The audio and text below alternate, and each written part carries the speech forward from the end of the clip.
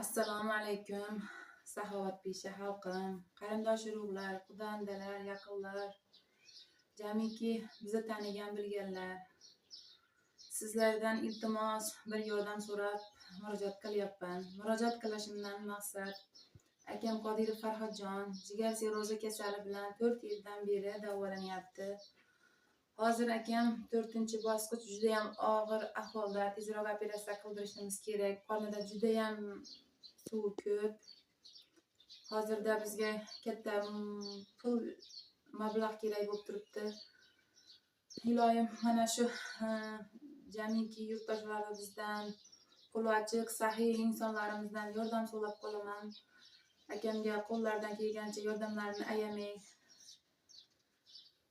Moddiy yordam tomonidan yordam qilishlarini iltimos qilaman. Akam tezroq sog'ayib oyoqqa turishini so'rab qolaman. Farzandlari juda ham yosh.